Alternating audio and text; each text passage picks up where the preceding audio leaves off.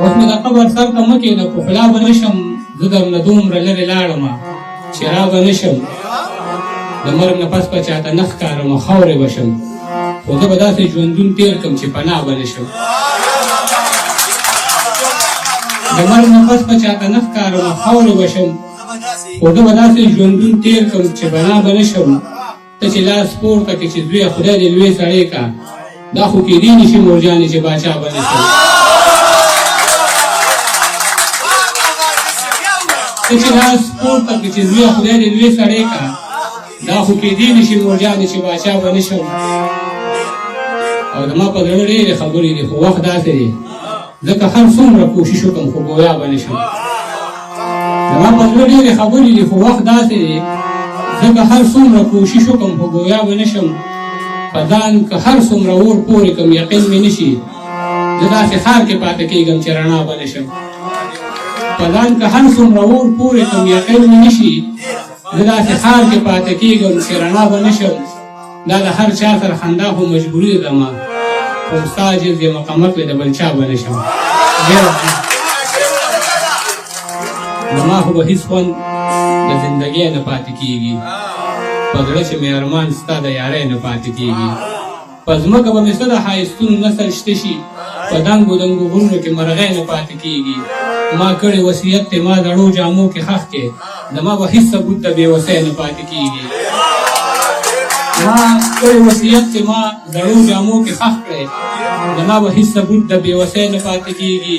تر څو چې مدرسې او مکتبونه محفوظ نه وي، یقین مې د وطن په ازادۍ نه پاتې کېږي. الله دې په عاجز داسې وخت نه راولي ګرانې چې ستا به په غوږونو کې والی نه پاتې کېږي.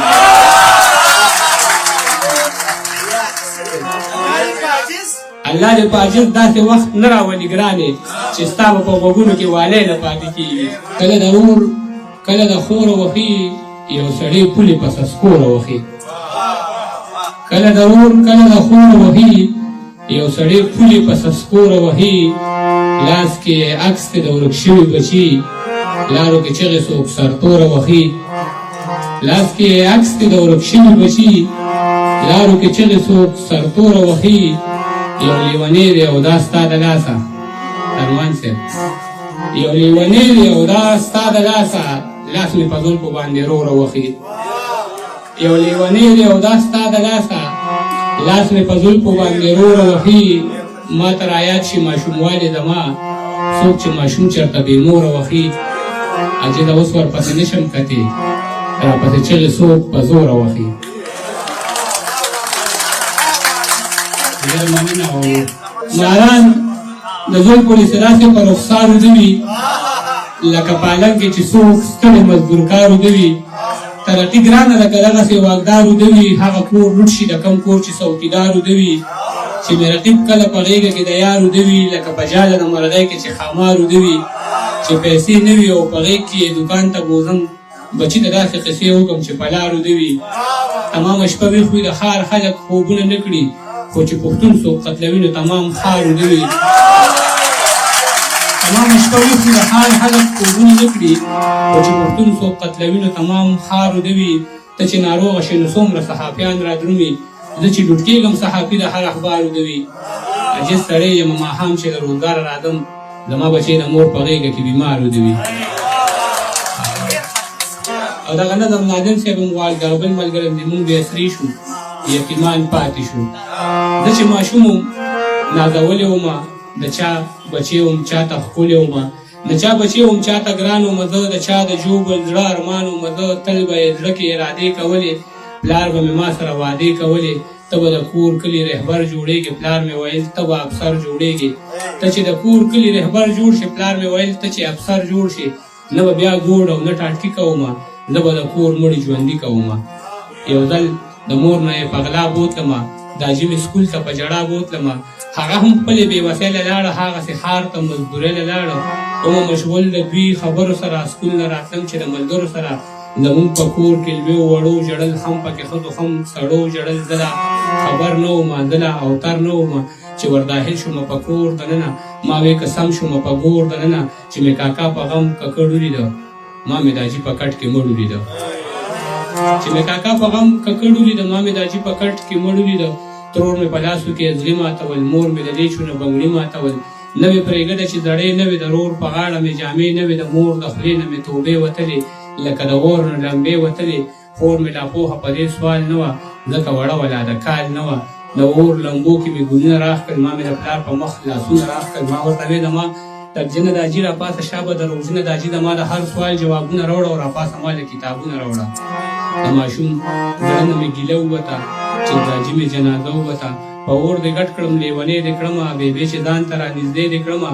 راته یوې غږ وارخطا ونه کړې بچیه زړه کلک که ژړا ونه کړې. ما ورته وکتل موسکۍ غوندې شوم په ځان پوی نه شوم لیونۍ غوندې شوم. ما ورته وې زما نادانې بېبې، ما ورته وې یپه ما ګرانې بېبې زموږ د خلکو نه جدا نصیب و.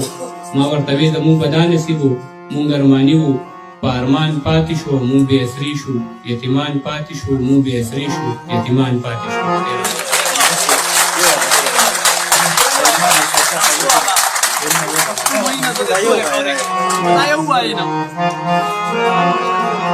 زه چې دلمې وم او ما به مزدوري کوله، دغه وخت زه د شعر لیکلو په چل نه پوهېدم.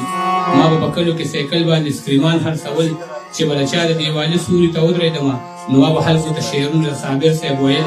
په دغه وجه به زما خلکو ډېر خیال ساتلو، چا به اوبه راوړې او چا به رانه چای راوړله. په ما د دې ژبې د هغه وخت نه ډېر احسان دی. یو ځل یو کلي ته خولې خولې ورننوتم، دومره خولې وم چې جامو کې مې وچ تار نه و چې ودرېدو له مې د سر سورې پیدا نه کړلو. د خوددارۍ د دروازې قبضې مې ماتې کړلې نو د خانانو په حجره باندې ورننوتم. د یوې ګورې ونې سوري لاندې ودرېدمه. یو دروند سړي د برنډې نه دا آواز راکړ راځه زلمیه کټ ته کښېنه لږه ساه سمه کړه. چې کټ کې کښېناستم او ساه مې لږه سمه کړه نو دغه سړی چې د حجرې نه په وتو کې شولو نو د یو ځوان ته اشاره وکړه، ورته یې داسې وویل لاړ شه او دلته د روټۍ څه بندوبست وکړه. دغه زلمې زما نه عمر کې بس لږ کشر و، هغه روټۍ راوړه په کټ کې راسره کښېناسته.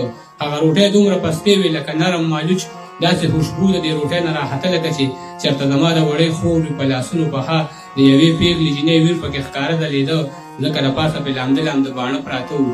دا په اور نه وه، دا د چا په اسوېلو پخه وه. زه یې حیران کړم او ما ترې تپوس وکړ ستاسو په کور کې دا روټۍ څوک په مشین پخوي؟ هغه ویې نه زموږ په کور کې ورندار ده زما په سره ګرمۍ کې چې په اور څومره کارونه کېږي نو دا به ټول زما د دغې ورندار په لاس وي. او بیا چې ژمي شي یخني راشي او پومه راشي بیا چې په کور کې درته ووایم چې څنګه او په څه ګرانې دي د زړه خبرې راوستل راته په خوله ګرانې دي. په داسې ښار کې تېرومه زندګي عجیزه چېرته چې وینې دي ارزانې او اوبه ګرانې دي.